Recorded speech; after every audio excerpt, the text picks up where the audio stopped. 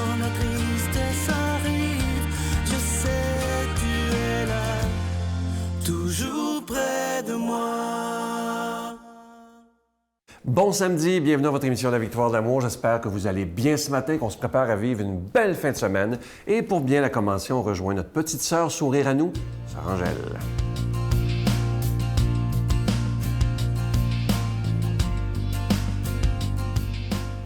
Mais bonjour, moi je vois que l'automne, plus ça va et plus il s'éloigne, plus on a un automne plus tard et on a un printemps plus tard. C'est comique comment les choses se déplacent. Même les astres sont de la partie. C'est pas rien que les humains. Ça change, ça évolue. Et parfois, l'évolution, j'ai trouvé que souvent je me dis, c'est sûr qu'aujourd'hui, de quoi je vais vous parler? Je vais vous parler encore, le partage et échange. C'est-à-dire, je vous avais présenté la gourde généreuse, mais on a mis un jumelle à côté pour partager et faire un échange de générosité. On a besoin de ça. On est bien quand on offre, on est bien quand on donne, on est bien quand on a dit, c'est drôle, hein? Souvent, j'attends les gens qui me disent, mais j'ai plus de plaisir à donner que recevoir. Mais c'est propre à l'être humain. Hein? Moi, personnellement, on est heureux de donner. Recevoir, c'est plus un peu, mais pourquoi vous faites ça? Mais pourquoi? Mais pour vous faire plaisir. Alors, le partage est échange. C'est le meilleur des autres qu'il faut prendre et le meilleur de nous-mêmes qu'il faut donner. Plus d'un chrétien verrait la foi affermie, s'il la partageait avec autrui, il retrouverait en elle l'étonnement, l'émerveillement qui suscite une découverte. Voyez-vous, c'est ça, il faut se découvrir. Des fois, on est renfermé soi-même, puis on a peur de découvrir, de dire vraiment la grandeur de votre intérieur, la grandeur de votre cœur. Vous avez un besoin. Aujourd'hui, toutes les personnes qui sont à leur retraite, et puis que parfois, comme on dit, mon grand-père disait, on se tourne les pouces, puis on ne sait plus ce qu'on fait. Mais si on partageait le meilleur de nous-mêmes, les pouces tourneraient de bord, ils se tourneraient vers l'extérieur. Et plus on donne, plus on est heureux.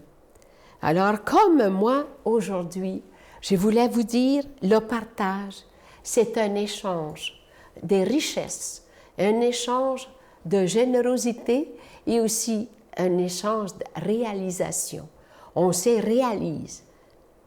On travaille pour tout le monde pour une cause. Et on y croit à la cause qu'on fait. Mais est-ce que vous y croyez? Alors, ensemble, on peut passer quelques moments de silence pour se dire « Je crois à ce que je fais ». Notre Père qui es aux cieux, que ton nom soit sanctifié, que ton règne vienne, que ta volonté soit faite sur la terre comme au ciel. Donne-nous aujourd'hui notre pain de ce jour. Pardonne-nous nos offenses comme nous pardonnons à ceux qui nous ont offensés. Ne nous laisse pas entrer en tentation, mais délivre-nous du mal, car c'est à toi qu'appartient le règne, la puissance et la gloire pour les siècles des siècles. Amen. Donne-moi rendez-vous dans l'éternité, qu'il faut croire toujours en toi.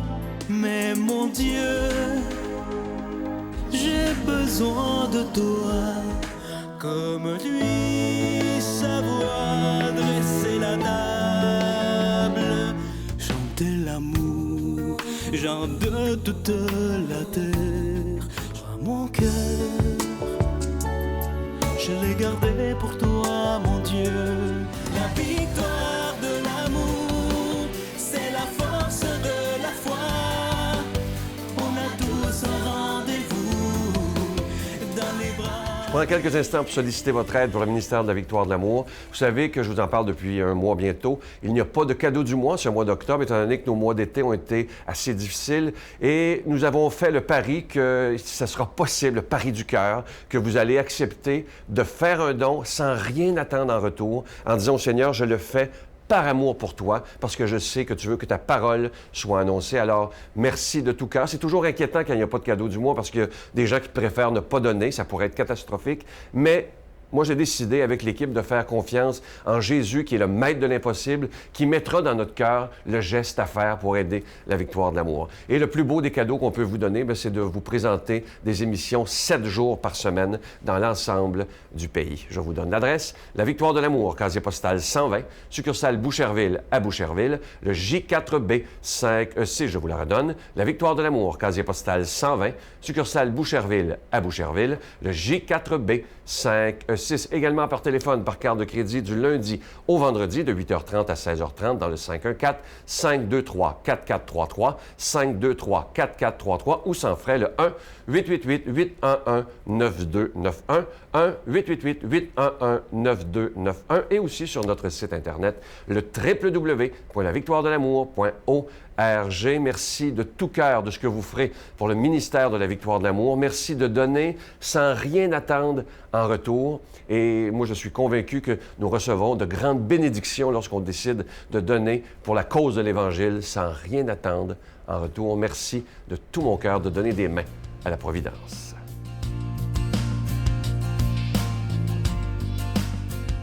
Mon Dieu, donnez-moi la sérénité d'accepter les choses que je ne peux changer, le courage de changer les choses que je peux et la sagesse d'en connaître la différence. Amen. Aujourd'hui, la parole de Dieu est proclamée par quelqu'un qu'on apprécie beaucoup, Luc Faneuf.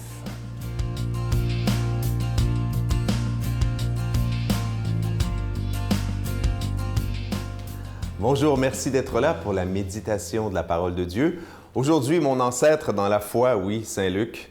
Saint Luc, prie pour moi, afin que je devienne un peu comme toi. Donc, Saint Luc qui va nous inviter à réfléchir. En tout cas, quant à moi, je considère que c'est la plus belle qualité humaine. Et on va voir aussi que c'est une qualité divine. Donc, demandons à l'Esprit Saint qui a inspiré cette parole de Dieu, l'Esprit Saint qui nous ferait croître dans l'amour de Dieu. Donc, demandons-lui de venir en nous afin qu'on reçoive cette parole de Dieu, qu'elle nous fasse vivre aujourd'hui. Un jour de sabbat, Jésus était entré dans la maison d'un chef des pharisiens pour y prendre son repas, et ces derniers l'observaient. Jésus dit une parabole aux invités lorsqu'il remarqua comment ils choisissaient tous les premières places. Et il leur dit, « Quand quelqu'un t'invite à des noces, ne va pas t'installer à la première place, de peur qu'il ait invité un autre plus considéré que toi. Alors, celui qui vous a invité, toi et lui, viendra te dire, « Cède-lui ta place. » Et à ce moment, tu iras, plein de honte, prendre la dernière place. Au contraire, quand tu es invité, va te mettre à la dernière place. Alors, quand viendra celui qui t'a invité, il te dira, « Mon ami, avance plus haut. » Et ce sera pour toi un honneur aux yeux de tous ceux qui seront à table avec toi. En effet, quiconque s'élève sera abaissé, et qui s'abaisse sera élevé. Acclamons cette parole de Dieu, louange à toi, Seigneur Jésus. Alors, c'est une parabole, en fait, c'est plutôt un message de Jésus, un message direct, qui nous ramène à, je dirais, un désir fondamental chez l'être humain, depuis qu'on est naissant. Et ce désir-là, vous l'avez bien compris, qui est un désir qui est, j'allais dire, qui est humain, qui est tout beau, qui est tout simple, c'est ce désir d'être reconnu. Vous savez que la façon dont les enfants, leurs yeux sont, j'allais dire, programmés, lorsqu'ils sortent du ventre de maman, ils sont capables de voir environ 6 à 8 pouces, soit l'équivalent de la distance entre le sein maternel et les yeux de la maman, hein, donc ce premier contact. Donc déjà, l'enfant naissant, il veut sentir non seulement qu'il existe, ce qui va de soi, hein, qu'il est vivant et tout ça, qu'il est en bonne santé, qu'il est nourri, mais il veut se sentir reconnu. Reconnu, ça veut dire, il veut sentir qu'il existe dans le regard de l'autre. Et ça, c'est un besoin qui est absolument fondamental. Et ceux et celles parmi vous qui ont élevé des enfants, vous le savez bien, hein? Comment est-ce que les enfants, justement, toujours « Regarde-moi maman, regarde-moi papa, regarde quand je fais ci ». Comme père de 5 enfants, je le sais moi-même, des fois même, ça nous épuise.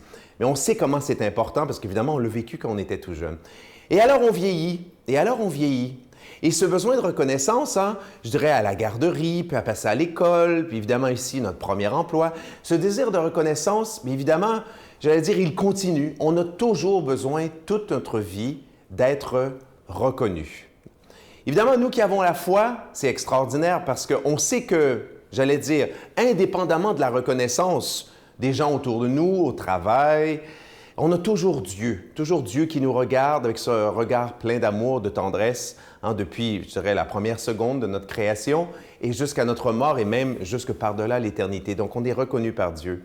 Mais il y a toujours dans le fond de notre cœur ce désir aussi d'être reconnu et j'ajouterais même plus que reconnu, d'être applaudi. Hein? Cette tentation, peut-être que vous, hein, vous avez été épargné, mais moi je vous dis, je n'ai pas été épargné. Quand j'étais tout jeune, je pense que c'est moins pire maintenant que j'ai atteint la cinquantaine, mais dans la vingtaine, quand j'étais un athlète et tout ça, qu'est-ce que je rêvais de devenir un champion et tout le reste, d'avoir ma photo dans le journal et qu'on m'applaudisse et tout ça. Et on voit hein, le culte, voilà, de l'importance, le culte des vedettes. On voit comment est-ce que la société actuelle, les gens qui sont connus, n'est-ce pas, qui ont non seulement leurs 15 minutes de gloire, mais qui ont leurs 15 minutes de gloire chaque jour, comment est-ce qu'on leur accorde de l'importance? Puis, oh mon Dieu, ça nous impressionne de savoir que ces gens-là sont des vedettes. Alors qu'au fond, là, on a un message de Jésus qui est tout simple, qui dit, bien, oui, d'accord, je veux bien reconnaître ton besoin d'être reconnu. D'ailleurs, tu es reconnu. Moi, Jésus, moi, Dieu, je te regarde, je te dis que je t'aime. Je te dis que pour Dieu, tu as une valeur infinie. Mais quand tu es dans la société des hommes et des femmes, prends ta place, mais avec modestie. Hein? Joue-le tranquille. Okay? Essaie pas de te gonfler parce qu'évidemment, cette situation-là, ça ne vous est peut-être pas arrivé, mais on est tous sujets à ce que ça nous arrive. Cette situation où on essaie de se donner une importance au fond qu'on n'a pas, puis à un moment donné, whoop, on s'attendait à voir « Ah, c'est moi, c'est vraiment moi le meilleur, je devrais avoir telle promotion » ou « C'est moi à qui on devrait être confié telle classe » ou je ne sais trop, telle mission. Puis là, whoop, c'est un autre qui est choisi. Un autre qui est choisi par notre employeur pour des raisons, des fois, qui n'ont rien à voir avec notre compétence. Et puis là, voilà, on file le kakeba, puis on se dit, ben voilà, personne ne m'aime, puis je ne suis pas reconnu. Donc, il y a une leçon de sagesse absolument extraordinaire, une leçon de sagesse de bonheur et surtout, une révélation extraordinaire sur le mystère de Dieu. Écoutez-moi bien, c'est une des choses les plus difficiles à comprendre. Dieu est humble. Est-ce que je répète? Dieu est humble. Oui, Dieu est humble, c'est ça la révélation chrétienne. Dieu s'abaisse. Dieu s'est abaissé par l'incarnation de Jésus, par toute sa vie. Jésus était humble. Et ce qui est extraordinaire de l'humilité, c'est que l'humilité permet de faire de la place aux autres. Quelqu'un qui est plein de lui-même, c'est quelqu'un, excusez-moi, je vais le dire, de franchement complètement désagréable, parce que c'est quelqu'un qui ne fait pas de la place aux autres, qui ne permet pas aux autres d'exister. Puis je vais terminer en citant quelques exemples, quelques beaux modèles. Je dirais à tout seigneur, tout honneur, d'abord notre pape François. Pourquoi le pape François est-il si aimé, si apprécié, si admiré, même chez bon nombre d'incroyants, d'athées, n'est-ce pas? C'est cette humilité. Il est pape, hein, il pourrait se la jouer vraiment, je suis pape, applaudissez-moi et tout le reste. Mais non, le pape, voilà, tout humble, reconnaît la grandeur comme Dieu de chacun, chacune de nous. Donc demandons à Dieu de nous bénir, lui qui nous aime infiniment, lui qui est Père, Fils, Saint-Esprit. Bonne journée. Je vous salue Marie, pleine de grâce. Le Seigneur est avec vous. Vous êtes bénie entre toutes les femmes, et Jésus, le fruit de vos entrailles, est béni. Sainte Marie, Mère de Dieu, priez pour nous pauvres pécheurs, maintenant et à l'heure de notre mort. Amen.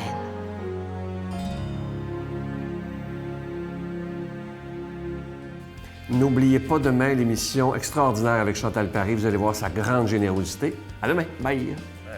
J'ai donné ma vie à Dieu, moi. Je l'ai redonné encore, là, parce que j'ai eu beaucoup d'épreuves. Ouais. Je suis retombée, je me suis relevée.